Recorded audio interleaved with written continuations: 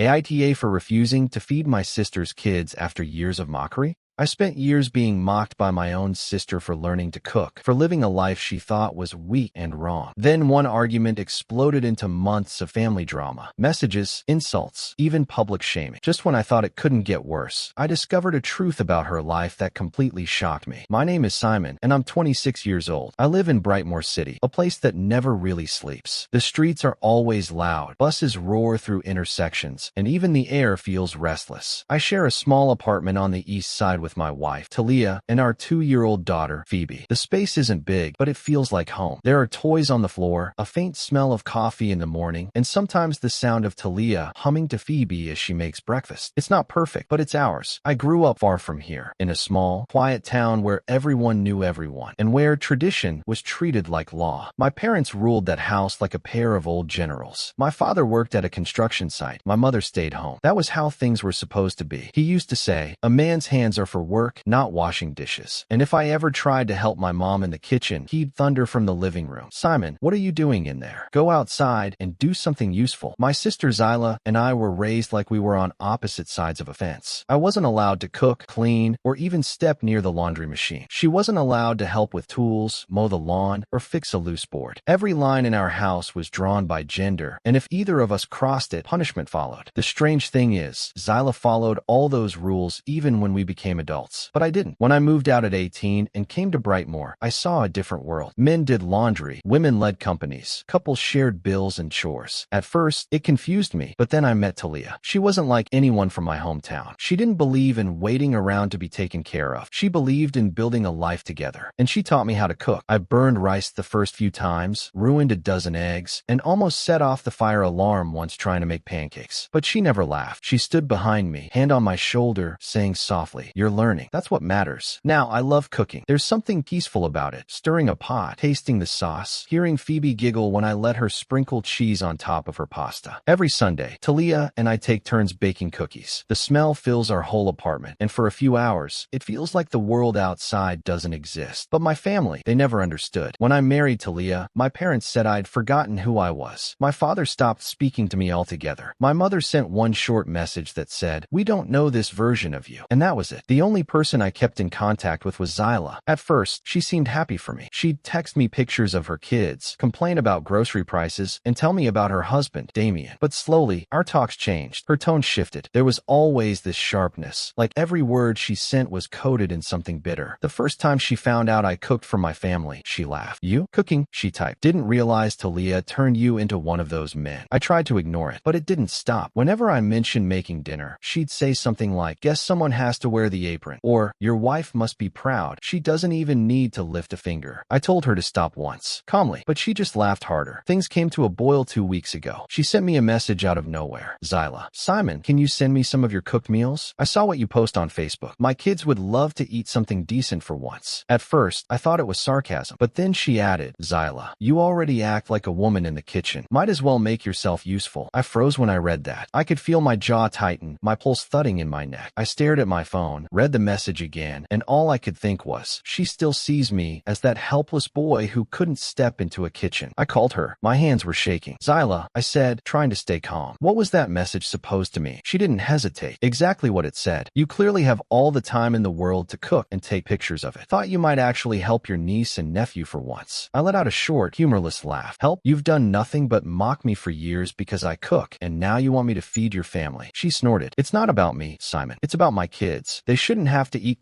junk because I'm too busy." "Busy?" I cut her off. "You're a stay-at-home mom, Zyla. That's what you've always bragged about being." Her tone snapped like a whip. "You have no idea what my days look like. You think staying home is easy? You think cooking is easy? Then why ask me?" I shot back. "If I, a man, can cook, then surely you can too." The line went dead quiet. For a moment, I thought she'd hung up. Then she hissed, "So you're punishing my kids now? You're really that spiteful?" I felt something in me snap. "Don't you dare turn this into guilt, Zyla. You've mocked me for years for doing exactly exactly what you refuse to learn. Maybe because it's pathetic, she screamed. A man slaving over a stove while his wife works. It's embarrassing. My heart pounded in my ears. I didn't even realize I was yelling until Talia came out from the kitchen, eyes wide, holding Phoebe. You know what's embarrassing? I shouted into the phone. Being so stuck in the past you'd rather insult your own brother than admit he's trying to be a better man than the one who raised us. Don't talk about dad like that, she barked. He's a real man, not like you. That's when I lost it. I stood up so fast the chair scraped against the floor. A real man? You mean the one who screamed at mom every time dinner wasn't ready? The one who taught you to believe a woman's only value is in silence and service? That's your definition of a man. There was a long silence, then a sharp click. She'd hung up. I stood there, breathing hard, my hand still clutching the phone like I could squeeze the words out of it. Talia walked over quietly, placed Phoebe in her crib, then turned to me. Simon, she said softly, you don't have to prove anything to her. But that's not how it felt. Because the next morning, my phone exploded with messages from Zyla, from Damien, and even from my parents. Somehow, she'd told them everything, except her part of the story. Mom, how could you refuse to feed your sister's kids? Have you really gone this far? Dad, I told you city life would change you. You've become weak. Zyla, you're selfish. My kids went to bed hungry, and that's on you. That one hit hard. Even though I knew she was lying, it twisted something inside me. I kept rereading the word hungry over and over until I felt sick. Later that night, Talia found me sitting on the couch staring at my phone. Things got worse before they got better. Actually, they didn't get better at all. Zyla posted about me on Facebook, not by name. Of course, she's too careful for that, but everyone knew who she was talking about. Imagine having a brother who brags about being a man who cooks but refuses to help his own family when they need him. Disgusting. That post spread fast. Within hours, it had dozens of likes, comments, sympathy emojis. Old family friends from our hometown started messaging me. People I hadn't spoken to in years. Some were disappointed. Others were just cruel. One old neighbor wrote, "Guess you're proud of being your wife's maid now." Another said, "A real man wouldn't hide behind his wife's apron." Each message stung more than I wanted to admit. Talia told me not to look, but I couldn't stop. It was like watching a slow-motion accident, one I couldn't walk away from. For a while, I stayed quiet. I told myself I was done engaging, done letting their opinions crawl under my skin. But then, one night, the phone rang. The caller ID read, "Dad." I stared at it for a moment before answering. "Simon," he said, his voice cold, controlled. "Your sister is crying. She says you humiliated her. Is this true?" I clenched the phone tighter. "Dad, she humiliated herself. She called me weak for years, mocked me for cooking, and now she expects me to forget all of it because she wants free food. You're a man," he snapped. "Act like one. Provide, protect, help your family, even when they insult you. That's what a man does." I laughed bitterly. "Then why didn't you ever help Zyla when mom was sick? You watched her struggle every day in that kitchen. You could have lifted a hand, but you didn't. Was that being a man too?" There was silence. Then his voice turned to thunder. "Don't you dare question me. You think you're better than me because you cook? Because you play house while your wife works? You've lost your way, Simon." I found my way. I shot back louder. "You just don't like where it led me." He yelled something else. I don't even remember what, before slamming the call dead. The sound of that click echoed in my ears. Talia found me pacing in the kitchen afterward, my hands shaking so badly I had to grip the counter. I was angry, not just at him, not just at Zyla, but at all of it. At years of being told who I should be. "I don't want to fight with them anymore," I muttered. Talia walked closer, her eyes steady. "You don't owe them peace if it costs you your self-respect." Her words sat in the air like smoke, sharp but true. The next morning, I woke up to another message from Zyla. "Zyla, if you cared about family, you'd help. But I guess city life made you soft." I typed, deleted, retyped, then finally put the phone down. I didn't reply, but a week later, she made sure I couldn't ignore her. It was a Saturday. I was home with Phoebe while Talia ran errands. The smell of pancakes still hung in the air when there was a sudden knock at the door, loud, impatient. I opened it and froze. Zyla stood there, hair pulled back in a messy bun, eyes red, face drawn tight. She looked exhausted. Behind her, a cab was idling on the street. "Are you really that cold, Simon?" she said, her voice trembling but angry. I blinked. "You came all the way to Brightmoor just to insult me again?" Her eyes flared. "I came here because my kids are hungry. Because you're too proud to help your own sister." I stepped forward, jaw tight. "Proud? You've done nothing but insult me for years. You laughed at me for learning to cook, called me weak, said I wasn't a real man. Now suddenly, you want what I have." She jabbed a finger toward me. "I want you to stop acting like you're better than me. You think your fancy city life makes you smarter? You wouldn't last a day doing what I do." I laughed, bitter, tired. "Zyla, what you do isn't the issue. The issue is how you treat people who don't live like you." "Oh, spare me the lecture," she snapped. You've always thought you were special, running off to your city, marrying your perfect wife, acting like you're in light. Because I changed, I shouted. Because I refused to stay stuck in that toxic house where love meant control and respect meant silence. Don't you dare talk about mom and dad like that, she screamed, stepping closer. They raised us right. You're the one who threw it all away. Raised us right. My voice cracked. They raised us scared. You call that right? You're still living in fear. Zyla, afraid to admit that everything they taught us was wrong. We were yelling now, both of us. Neighbors opened doors down the hall. Someone shouted for us to keep it down. I didn't care. Talia came home mid-argument, groceries in her hands, eyes wide as she froze in the doorway. Enough, she said firmly, setting the bags down. Both of you. You're scaring Phoebe. The sound of my daughter's whimper from the bedroom broke something in me. I took a step back, breathing hard, chest tight. Zyla glared at Talia, her lips trembling. You turned him against us, she said. He was never like this before you. Talia stayed calm. No, he grew up. That's not against you. That's in spite of what he survived. Don't talk like you know me. Zyla shouted. You took my brother away. Your brother isn't a possession, Talia said softly. He's a person. For a moment, Zyla didn't speak. Her eyes darted between us, and for the first time, I saw something under her anger. Not hate, just confusion, fear. Then she shook her head. You've changed, she muttered. Her voice cracked. You used to care. Yeah, I said quietly. I do care. That's why I won't let you keep walking over me. The silence that followed was heavy. No more shouting, no more insults, just the quiet hum of the city outside our window and the low whine of the fridge. She looked at me one last time, like she was searching for the brother she used to know, but I wasn't him anymore. Without another word, she turned and walked out. The door closed behind her with a sound that felt final. That night, I saw that she'd blocked me on everything: calls, texts, social media. Even my parents stopped messaging. It was like the whole family just erased me. I thought that was the end of it, but Brightmoor has a way of dragging old wounds back into the light, whether you want it or not. Talia was the one who got the message first. She showed me her phone while we were having dinner. The number was unknown. The text was simple. Thought you should know your sister's finally working. Attached was a photo of Zyla, standing behind a bakery counter on the edge of the city, wearing a white apron dusted with flour, her hair tied up, face tired but calm. I didn't sleep that night. I kept thinking about it, about how she looked more fragile than I'd ever seen her. The next morning, before I could talk myself out of it, I drove to that bakery. The place was small, tucked between a laundromat and an old bookstore. The sign above the door read, Hearth and Honey. Inside, it smelled like cinnamon, butter, and quiet regret. She didn't see me at first. I watched her tie a pink ribbon around a pastry box, smile briefly at a customer, then wipe the counter with slow, deliberate movements. Her hands looked rougher. Her eyes had dark circles, but there was something peaceful about her face, like she'd stopped running. Then she looked up and froze. Her mouth parted slightly, and for a second, I thought she might smile. But then her jaw tightened. Why are you here? She said, her tone flat, defensive. I came to see you, I said carefully. You're working now? She crossed her arms. Yeah, needed the money. My husband got laid off. I nodded slowly. I'm glad you found something. Really? She snorted. Don't pretend you care, Simon. You made it clear you're done with us. You wanted your fancy city life. Well, you've got it. Go enjoy it. I took a step closer. You think I enjoyed any of this? You think I liked cutting off my own family? She slammed her palm on the counter, making a stack of boxes topple. You made me look like a beggar. You could have helped, but no. You wanted to prove a point. You wanted everyone to know you're the good one. I felt my pulse rising. You think I care about what people think? I just got tired of being your punching bag. Her voice cracked. You changed, Simon. You used to have respect for your family. No, I said louder now. I used to have fear. That's what you all mistook for respect. Fear of dad's temper. Fear of never being enough. Fear of being less of a man because I learned to cook and refused to yell back. She blinked, furious. You're twisting everything. You left us, and now you act like a saint. The bakery went silent. Even the sound of the oven timer couldn't cut through the tension. The other customers were staring. A young couple, an old man sipping coffee, their eyes darting between us like they were watching a scene they should. Zyla's voice lowered, trembling but sharp. You think Mom would be proud of how you treat me? Something in me broke. Mom would have hated how you treat yourself. You're still trying to please people who never gave a damn about your happiness. Dad, the neighbors, all of them. You're living by rules that only ever broke us. Her eyes flashed. You're talking like you're better than me. I exhaled sharply. Maybe I am. At least I'm not afraid to live differently. That hit her like a slap. She just stood there, shaking her head, her lips pressed tight. Get out, she said. Please, just get out. I did. But I sat in my car outside for nearly half an hour, gripping the steering wheel so tight my hands hurt. I thought about all the years we spent under the same roof, fighting over nothing, taking turns being our father's target, promising we'd always protect each other. What happened to that? That night, when I got home, Talia was sitting on the couch. Did you see her? She asked quietly. I nodded. She hates me more than ever. Talia frowned. No, she hates that you stopped letting her hurt you. That's different. I didn't answer. answer. I just sat there, staring at the dark window, replaying every word. Then, around midnight, my phone buzzed. It was Zyla. I don't hate you. I just don't know how to live outside of what we were taught. I read it 3 times. My chest felt heavy, but lighter somehow too. I typed back, then start small. You already did, by working. Mom would have been proud. No reply came, but she didn't block me either. Yesterday, my phone buzzed. It was Zyla. Can we talk? I stared at it for a long moment. My hands were shaking slightly, heart racing, heart anticipation, heart fear. After everything, the yelling, the insults, the cold silences, I wasn't sure if I wanted to face her. But something told me it was time. We agreed to meet at the park near the river that runs through Brightmoor. The city buzzed around us, neon lights reflecting in the water, cars honking in the distance. But for a moment, it felt quiet, like the world had paused for this conversation. She was waiting on the bench, her hair cut short, the sunlight hitting her face in a way that made her look almost unrecognizable. Calmer, more centered, and yet still carrying the tension of months of unspoken words and bitter resentment. Her arms were crossed, and for a second, I worried she'd storm off the moment I opened my mouth. I left him 2 weeks ago, she said quietly before I could even speak. I froze. You left him? She nodded, a faint bitterness in her eyes. He didn't like me working, said I was embarrassing him in front of his friends. But I finally realized I've been living my whole life to make men comfortable, to make everyone comfortable except myself. I swallowed hard. I wanted to say something comforting, but words felt useless after everything. So I just listened, letting her speak, letting the river's gentle ripple fill the spaces between our past and present. Then she laughed softly, a sound that caught me off guard. You know what's funny? I've been teaching myself to cook. Turns out, I'm not bad at it. A part of me wanted to laugh too, the tension in my chest loosening just slightly. Guess it runs in the family, I said. Her eyes welled up. Simon, I'm sorry. For everything I said, for mocking you, for laughing at you for wanting to be different. You were just trying to live better than how we were raised. I didn't see it back then. I shook my head, my voice soft but firm. You don't owe me an apology. You were trapped in the same system that hurt both of us. I get it now. She wiped at her eyes, brushing away a tear. Would you maybe come over for dinner sometime? I want to cook for you. Properly this time. My chest tightened. Are you sure? After everything. She smiled faintly. I don't want to keep holding on to anger. Not anymore. So last night, I went. Her apartment was small, warm, and smelled of fresh bread and herbs. The kids ran around laughing, chasing each other through the narrow hallways. For a second, I almost froze. This was a version of her life I'd never been part of, a side of Zyla I hadn't known existed. She had prepared a simple meal, stew and cornbread. Nothing fancy, but perfect in its comfort and care. I watched her move in the kitchen, confidently, not like the timid sister I remembered, but someone who had finally found herself. Then her eldest, a boy with Zyla's sharp eyes, looked at me and said, Uncle Simon, Mom says you taught her to be brave. I blinked, emotion catching in my throat. My heart ached in ways I couldn't articulate. I looked at Zyla. She smiled, a quiet, trembling thing, tears glimmering in her eyes. We sat down to eat. At first, there were awkward pauses. The words of past fights, Facebook posts, texts, phone calls, hung in the air like smoke. I still can't believe you didn't just send me the food when I asked, Zyla muttered, her voice half playful, half serious. I still can't believe you thought mocking me for cooking for my family was okay. I shot back, a grin tugging at my lips despite the lingering tension. She laughed, a genuine laugh this time, and shook her head. You've always been stubborn. Yeah, I said, and so are you. The conversation shifted slowly, almost imperceptibly, from defensiveness to honesty. We talked about our childhood, about the things we hated but couldn't change, about the pressure our parents put on both of us, the expectation that Zyla would never work, that I would never cook, that we would remain trapped in roles neither of us wanted. You know, she said softly, I was angry at you for years for showing me there was another way. And I was angry at you for years, I admitted, for making me feel like I could never do the right thing. For the first time, there were no raised voices, no threats, no accusations. Just conversation. Real conversation. The end. Simon, you are not AITA. You didn't break a family. You broke a pattern. And patterns don't go quietly. You grew up in a house where strength meant silence and pride meant pretending. You didn't walk away out of arrogance. You just stopped mistaking pain for tradition. Someone had to, and it ended up being you. Your sister's anger wasn't pure hate. It was envy tangled in guilt. You became what she never felt allowed to be, free. Every jab, every joke about you softening up was really her trying to hide her own exhaustion. She wasn't mocking you. She was mourning the choices she never had. When she asked for your cooking, it wasn't about food. It was about control. She wanted a taste of what you built without having to admit you were right. But you didn't deny anyone kindness. You just stopped feeding manipulation disguised as family duty. That's not cold. That's healthy. And about that word, respect, your parents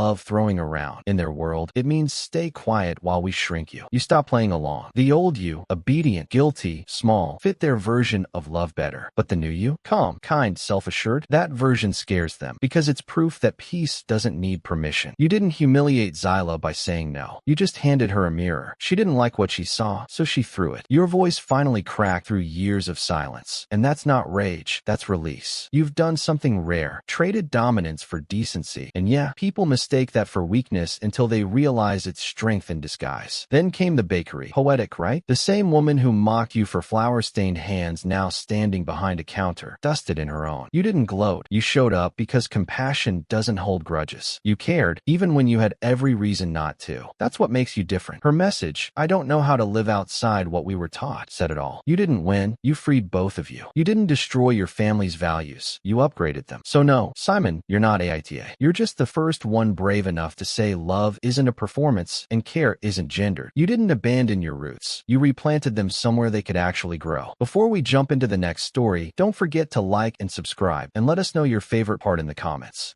AITA for posting about my daughter being bullied by my neighbor's child after they blamed her. She said my 7-year-old was the problem, then slipped a note under our door. Teach your daughter not to be so sensitive. A week later, she dragged our names through the neighborhood forum, and that's when everything exploded. My name is Kian, and I'm 34. My wife, Noah, and I moved into this neighborhood in Brookmere about 2 months ago. It's the kind of place that looks peaceful from the outside. Clean sidewalks, kids riding bikes, neighbors trimming hedges on Saturday mornings. But it didn't take long to realize that peace here is just surface deep. We have one child, our daughter Hallie. She's 7, gentle, kind, and a little shy. When we first moved in, I was relieved when she quickly made a new friend, a boy named Coulter who lived across the street. He was 6, full of energy, and always outside. At first, I thought it was perfect. I'd watch them from the window sometimes, drawing with chalk on the driveway, riding scooters up and down the road, laughing in that pure, carefree way kids do. But the laughter didn't last long. The first time something happened, Hallie came home with a red mark on her arm. I remember she was quiet, fidgeting with her sleeves. I asked, "Hey, sweetheart, what happened to your arm?" She looked at me nervously and said, "Coulter pushed me because I didn't want to play tag anymore." I brushed it off at first. I told myself kids get frustrated, accidents happen. I didn't want to be that parent who overreacts to playground squabbles. But a few days later, she came back with scratches. And then one afternoon, I heard her crying from the driveway. She ran inside, her hair messy, her cheeks streaked with tears. There was a long scratch running down the side of her neck. I knelt down immediately. "Hallie, what happened?" She sniffled. Coulter got mad because I didn't want to be the monster in his game. That was the moment my patience broke. I marched across the street. My heart was pounding, not because I wanted to fight, but because I couldn't stand seeing my daughter scared like that. Coulter's mother, Gemma, opened the door. She looked surprised, her phone still in her hand. I said as calmly as I could, "Hi, I'm Kian, Hallie's dad. I think our kids had a rough moment just now." Hallie came home with a scratch on her neck. Gemma sighed, crossed her arms, and leaned against the doorframe. "Oh," she said. "Yeah, Coulter sometimes gets overwhelmed. He doesn't mean it. I understand," I said carefully. "But she's getting hurt. Maybe we can talk about how to keep things safe when they play." That's when her tone changed. She rolled her eyes and said, "Look, my son has sensory issues. He's not trying to hurt anyone. Maybe your daughter just doesn't understand how to play with him." That hit a nerve. "Excuse me? Are you saying Hallie's the problem?" "I'm saying you should maybe teach her to be more patient. Coulter's doing his best." I felt my jaw tighten. "She's 7. She shouldn't come home bleeding because she didn't want to play pretend." Gemma crossed her arms tighter. "If you don't like it, keep your kid inside. I'm not punishing my son for something he can't control." Her tone was sharp, cutting. My temper flared. "Then don't send him over anymore," I said. She shrugged, muttering under her breath, "Fine. Overprotective parents ruin everything anyway." I turned and walked back home, furious. I could feel the heat in my chest. I wasn't angry at Coulter. I knew he was just a kid, but the way Gemma dismissed me made my blood boil. That night, I told Noah what happened. She listened quietly and said, "You did the right thing. Hallie's safety comes first." But even she looked uneasy. The next few days were quiet. Coulter didn't come over. Hallie played by herself, coloring or kicking a ball in our yard. I started to think maybe things were settling down. Then, one morning, I found a note slipped under our front door. It was on a torn sheet of notebook paper, written in messy handwriting. "Maybe teach your daughter not to be so sensitive. She's making things worse for everyone." No name, but I didn't need one. I stood there, reading it again and again, my hands shaking slightly. Noah looked over my shoulder and frowned. "She wrote that, didn't she?" "Yeah," I said quietly. "She did." Noah wanted me to let it go, but I couldn't. Something about it felt too personal, too cruel. We had done nothing wrong. A few afternoons later, I was out watering the lawn when Gemma walked by with her dog. She didn't say hello. I didn't either. But as she passed, she muttered, just loud enough for me to hear, "Maybe you should teach your kids some manners before you start judging others." I turned off the hose and said, "Excuse me?" She stopped, still holding the leash, and looked at me with a smirk. "You heard me. Don't talk about my daughter like that," I said, my voice rising. "You don't know her. She's been telling the other kids not to play with Coulter. You think that's okay?" I blinked, stunned. "She's scared of him, Gemma. She's 7. You expect her to pretend everything's fine. Maybe if you didn't fill her head with your paranoia, she wouldn't be scared." That did it. I stepped forward, my voice sharp. "You're unbelievable. Instead of helping your son learn boundaries, you blame everyone else." "Oh, and you're perfect?" she snapped back. "Maybe you should look in the mirror before pretending you're some hero dad." We were yelling by then. 2 grown adults shouting across the lawn while the sound of sprinklers and distant laughter filled the air. Noah came out of the house, telling me to stop, but Gemma kept going. "Your daughter's making mine miserable," she said. "She's scared." I shouted back. "She's dramatic. She's hurt. And you don't care." Neighbors started watching. Curtains shifted. The air felt thick with tension. Finally, Gemma turned and stormed off, muttering, "People like you shouldn't have moved here." I just stood there, breathing hard, my hands still trembling. That night, I sat in the dark living room, staring at the window across the street. Their lights were still on. I could see shadows moving through the curtains, Gemma's voice faintly carrying over the quiet neighborhood. Noah sat beside me. "You need to calm down," she said gently. "We don't want to make this worse." She called our daughter a liar. "Noah." She made it sound like Hallie was the one doing something wrong. "I know," she whispered, "but arguing with her won't change anything." Still, I couldn't stop thinking about how it all spiraled so fast, from chalk drawings and laughter to yelling across lawns. Every time Hallie looked out the window now, she'd pull the curtains closed again. Things got worse a few days later. I came home from work and found Hallie sitting on the couch, quiet and pale. She wouldn't look at me. When I asked what happened, she said softly, "Coulter yelled at me again. He said I'm mean and that you hate him." "Where?" I asked. "On the sidewalk." Gemma was there too. I felt my stomach drop. "And she didn't say anything?" Hallie shook her head. I wanted to march across the street again, but Noah stopped me this time. "Please, Kian, don't. It'll only make it worse." So instead, I emailed the school. I explained everything. The scratches, the yelling, the note, everything. They replied politely, "We'll keep an eye on it." That was all. I didn't expect things to get worse, but they did. Much worse. It started last week, a Thursday evening. I came home from work to find Noah pacing the kitchen, phone clutched in her hand, her face pale. Before I could even take off my jacket, she said, "You need to see this." She turned the screen toward me. A post in the Brookmere Neighbors Forum. It was from Gemma. Her words hit me like a punch. "Some parents in this neighborhood are bullying a 6-year-old with sensory issues. Their daughter told kids not to play with him, and now he's being ostracized. I thought Brookmere was better than this." And then, our names, our street, everything. I felt my stomach twist. Comments were already flooding in. Over 40 when I first looked. Some people wrote, "That's disgusting. Poor boy." Others said, "We need to support special needs kids, not shun them." But a few, just a few, wrote things like, "I've seen that boy lash out before. There's more to the story." Still, the damage was done. By that night, my phone was buzzing nonstop. Strangers messaged me on Facebook. Some said, "You should be ashamed." One person wrote, "I hope your daughter learns empathy before she grows up cruel like her dad." I sat at the dining table, staring at my phone, my hands shaking. I wasn't angry yet, just stunned. Noah stood by the counter, tears in her eyes. "She's trying to destroy us, Kian. She's trying to make us look like monsters." The next day, Hallie came home from school with puffy eyes. I crouched down and asked what happened. She said quietly, "Nobody wanted to sit with me at lunch. They said I don't like Coulter because he's different." I froze. Her teacher had called earlier, saying Coulter had been telling classmates that Hallie hates him because he's different. I thought it was exaggerated. It wasn't. Noah took Hallie into her arms, but I could see the pain behind her eyes. "It's okay, baby. You didn't do anything wrong," she whispered. But Hallie didn't believe it. She looked at me and said, "Daddy, why do they think I'm me?" I had no answer, just rage. That night, I called Gemma. I didn't plan to yell. I really didn't. But she didn't even answer. She texted me back instead. "You brought this on yourself. Maybe next time, teach your kid empathy." I swear my blood went cold. I just stared at the message, my pulse pounding in my ears. My fingers shook as I typed back, "You're sick, Gemma. You're dragging a child into your bitterness." Her reply came instantly. "You're just angry because people finally see what kind of parent you are." I wanted to throw my phone across the room. Noah tried to stop me from responding, but I couldn't help it. I'd had enough of being polite, enough of being quiet. So I said it. "You're a coward, hiding behind a Facebook post instead of admitting your kid hurt mine. You'd rather be the victim than face the truth." No response after that, but I knew I'd hit a nerve. The next morning, my name came up again in the neighborhood neighborhood chat. Someone had screenshotted our texts. Gemma had shown them around. Now I was being called aggressive. People said I harassed her. One even commented, if he talks to his neighbor like that, imagine how he treats his family. That was it. That was my breaking point. I logged into the neighborhood group and started typing. My hands were trembling, my throat dry, but I didn't care anymore. I wrote everything. The scratches, the tears, the nights Hallie cried herself to sleep, how I tried to talk calmly and Gemma threw it in my face, how she sent a note telling my daughter to stop being sensitive. I didn't insult her, I just told the truth. Then I posted it. For 5 minutes, nothing happened. Then the comments exploded. This makes more sense now. My daughter stopped playing with Coulter too. He bit her arm at the park. I've seen Gemma yelling at him in public. It's awful. People who had stayed silent started speaking up. It was like watching a wave crash, fast, loud, unstoppable. By the end of the night, there were over 100 comments. Gemma's post vanished the next morning. That afternoon, she came to our door. No phone, no smirk, just her, pale, tired, and defeated. She knocked softly. Noah hesitated before opening. Gemma stood there, eyes red, voice shaky. You didn't have to post all that, she said. It's hard enough already. I took a breath, trying not to lose my temper again. You dragged us through the mud. Gemma, you made my daughter a target. I was angry, she said quietly. Coulter came home crying every day. I thought, her voice cracked. I thought people were judging us. I stepped closer. They weren't, until you made it public. You humiliated my family, my daughter. Her eyes filled with tears. You think I don't know I messed up? You think I like living like this? Walking outside and seeing everyone stare. Her voice rose, trembling. You turned the whole neighborhood against me. I snapped. No, you did that to yourself. You wanted attention, and now you have it. We were both shouting again. The same kind of tension that filled the air weeks ago. Only now it was rawer, heavier. Hallie stood behind the door, peeking. I saw her reflection in the glass. Frightened, silent. That stopped me cold. I took a breath, forced my tone down. I'm not doing this anymore, I said quietly. This has gone too far. Gemma's shoulders dropped. For the first time, I saw guilt in her face. She wiped her eyes and said, I'm getting him evaluated again. Maybe I missed something. I don't want him to hurt anyone. It wasn't quite an apology, but it was something. I nodded. That's all I wanted. For you to care. She looked at me for a long moment, then said, almost a whisper, you're a good dad. I wish I'd handled things like you. And just like that, she left. The end. Kian, you are not AITA. You didn't cause chaos. You just refused to keep pretending everything was fine when it wasn't. Brookmere runs on polite denial, and you had the nerve to value honesty over appearances. Your daughter wasn't fragile. She was brave enough to tell the truth. Gemma turned that truth into a performance about good parenting, but what she really wanted was control and sympathy. You handled it better than most would have. You stayed calm while she spiraled, spoke clearly when she hid behind social media, and protected your daughter without sinking to their level. That final doorstep moment proved it. You didn't gloat or demand payback. You just stood there with quiet integrity, letting her see what real empathy looks like. You didn't ruin the neighborhood, Kian. You just reminded it what accountability sounds like. Before we jump into the next story, don't forget to like and subscribe, and let us know your favorite part in the comments. AITA for leaving my grieving boyfriend after he shut me out and made me feel invisible?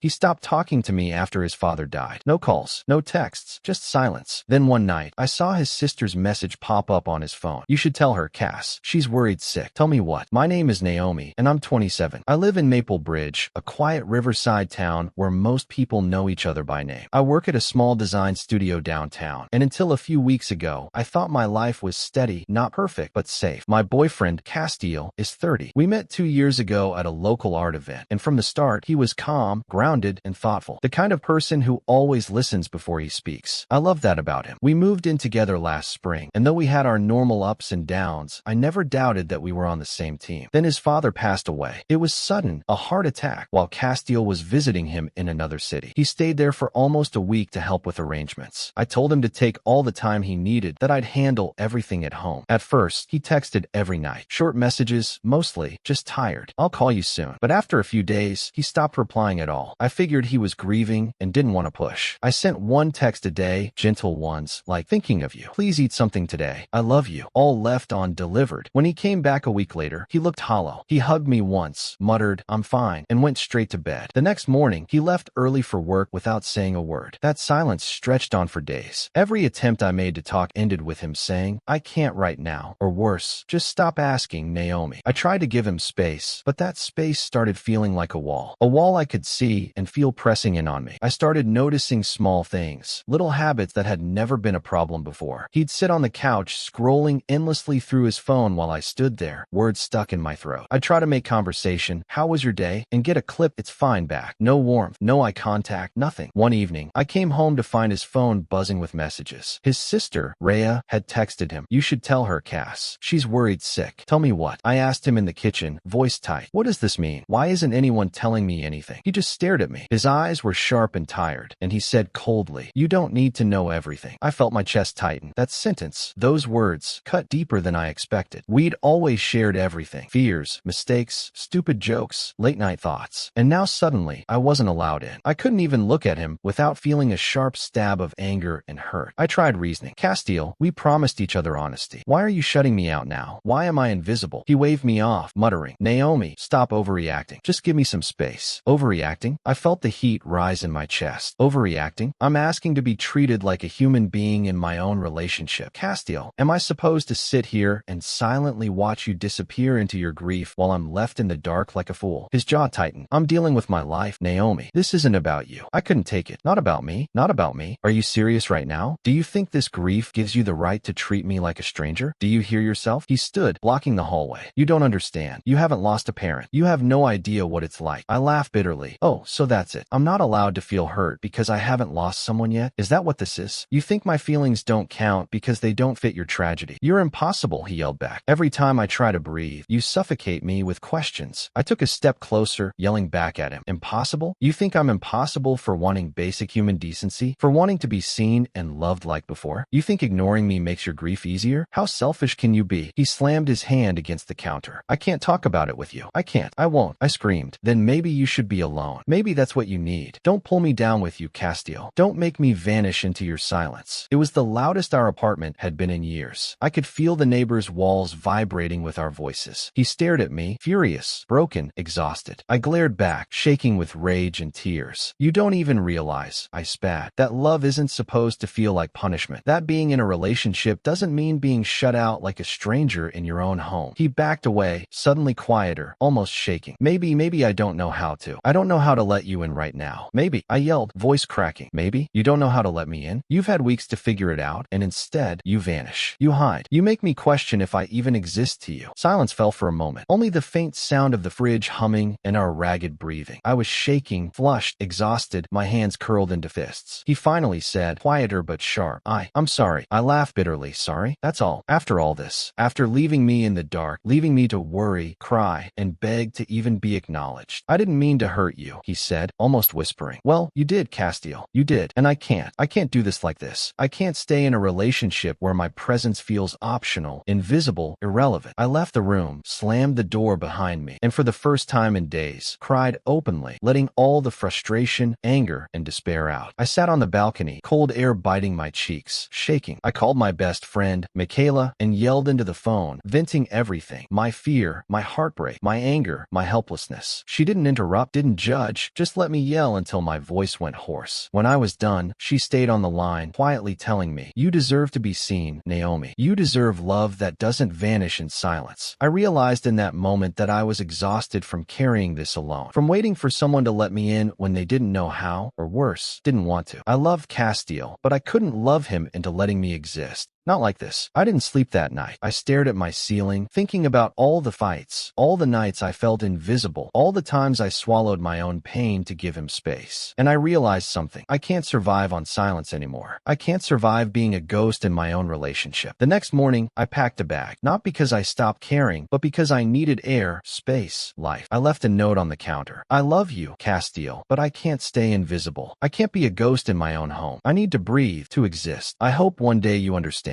I sent one last text before leaving. "You don't have to reply. Just know I'm trying to survive too." He read it, stared at it for an hour, and said nothing. Castile had moved his things into the guest room a week ago. No explanation, just cold distance. Every time I tried to talk, he muttered something vague about needing to clear his head and retreated. I felt invisible in my own home. One evening, I couldn't take it anymore. He was sprawled on the couch, scrolling through his phone, ignoring the world around him. I slammed my hands on the counter. "Do you even see what you're doing to me?" I yelled, voice voice cracking. You shut me out completely. Do you even care that I exist? He didn't look up, barely raising an eyebrow. I'm not doing anything to you, Naomi. I'm just dealing with my life. My blood boiled. Dealing with your life? By pretending I don't exist? By disappearing and leaving me to wonder if I even matter to you? His eyes finally met mine. Sharp, tired, angry. You don't understand grief, Naomi. You just want everything to go back to normal so you feel better. I laughed bitterly, feeling tears sting my eyes. You think this is about me? You think I want you to go back to normal? No, Castiel. I want you to be honest. I want you to let me in. I'm not your enemy. I'm the one who loves you. Why is that so impossible for you to accept? He slammed his hand on the couch arm, making me flinch. I can't deal with this right now. You don't understand anything. You don't think I understand anything? I shouted, stepping closer. Do you think this is easy for me? Sitting here, watching you vanish into silence, wondering if I'm even allowed to breathe in my own relationship? Do you think I don't feel like screaming every second I can't reach you? He leaned back, glaring. Maybe you should stop pretending you're strong. You're just a person who wants attention. My heart stopped for a second, then fired up in pure rage. Attention? Is that what this is to you? My love, my care, my fear that I'm losing you. All just attention? That's rich, Castiel. That is so rich, coming from the man who disappeared for a week without a word, who left me to panic, to cry, to scream into my own walls. Do not you dare call this attention-seeking. He jumped up, voice louder, shaking. You're suffocating me. You're unbearable. Every time I try to breathe, you're there, hammering me with questions. Oh, I'm unbearable, I yelled, my voice breaking but filled with fire. You're unbearable. You act like grief gives you the right to erase me from existence. You think leaving me in the dark is okay. You think vanishing and pretending your love doesn't exist is fine. Unbelievable. Absolutely unbelievable. He glared, jaw tight, and I could see the hurt in his eyes, but my own hurt was sharper. Maybe I don't know how to let you in, he shouted. Maybe, I spat, stepping so close I could see the anger trembling in his hands. Maybe you don't know how to let me in? For weeks you've treated me like I'm a stranger in my own life. How is that maybe? That's deliberate. That's conscious. That's selfish. He flinched as if the words had hit him physically. You don't get it, Naomi. You never get it. Oh, I don't get it, I yelled, feeling like my throat was on fire. I don't get it. I have been living with your silence, your cold shoulder, your ghosting, your half-hearted, I'm fine. I have been existing in the shadow of your grief while you pretend I'm not here. And you have the audacity to tell me I don't get it? The apartment was shaking with our voices. The neighbors would have heard us, I realized, but I didn't care anymore. I was done holding back. You think I don't hurt, Castiel? I screamed, tears running down my face. You think I don't lie awake at night, wondering if this is the end, wondering if you even care about me at all? You think I don't feel abandoned while you hide behind grief like it's a shield against being a human, a partner, a boyfriend? He finally sank onto the couch, his face buried in his hands. I didn't mean to hurt you, he muttered, voice cracking. Didn't mean to hurt me? I laughed bitterly. That's not enough. Do you know how it feels to be left out of your own life? To have every attempt at love, every word, every care ignored? You think a whisper of, I didn't mean to hurt you, fixes weeks of neglect? I don't know what to do, he said, voice quiet but shaking. I felt something inside me shift. I could feel my anger and pain blending into clarity. Then here's what you're going to do, Castiel. You figure out how to treat me like a human being. You figure out how to love me, not just when it's convenient for you. Because right now, you are a stranger in my life, and I can't be in a relationship with a stranger, not anymore. He looked up, eyes wide, haunted. Naomi, I held up a hand. No, don't say it. I've said everything that needs to be said. I walked out of the apartment, slamming the door behind me. The sound echoed in the hallway, and I felt my chest rise and fall, heavy and furious and free all at once. I didn't know if he would follow me. I didn't care. I called Michaela, voice shaking with tears and rage. She listened while I yelled every word, every fear, every heartbreak. When I finally ran out of words, she held the line quietly, softly saying, You're not invisible, Naomi. You're not invisible to me, and you deserve someone who sees you. I stayed at Michaela's apartment that night. I couldn't sleep. I replayed every word, every fight, every moment of silence. I realized that I had been carrying this relationship on my back alone, that I had been loving someone who wasn't ready to love me back. I sent Castiel one last text. I'm done being invisible. I can't stay in the shadow of your grief anymore. You have to choose your silence or us. He read it. He didn't reply, and for the first time in weeks, I felt powerful, angry, hurt, exhausted, but powerful. I had remembered who I was. I had reclaimed myself. Love isn't supposed to feel like a punishment, and I had finally decided I wouldn't let it. The end. Naomi, you are not AITA. You didn't walk away because you stopped loving him. You walked away because you were tired of being invisible. Castiel's grief built walls, not bridges, and you kept trying to reach through until your hands met nothing but cold silence. You weren't asking for too much. You were asking for the smallest thing, to be seen. He called your care suffocating, but really, it was the only warmth left in the room. You weren't dramatic, just human. There's a limit to how long someone can talk to a closed door and pretend it's love. You didn't abandon him. You just stopped disappearing beside him. Grief may explain distance, but it doesn't excuse neglect. You chose peace, not cruelty, and that's strength, not guilt. Thanks for watching. Don't forget to like and subscribe. Got a story to share? Drop it in the comments, and let us know which one was your favorite.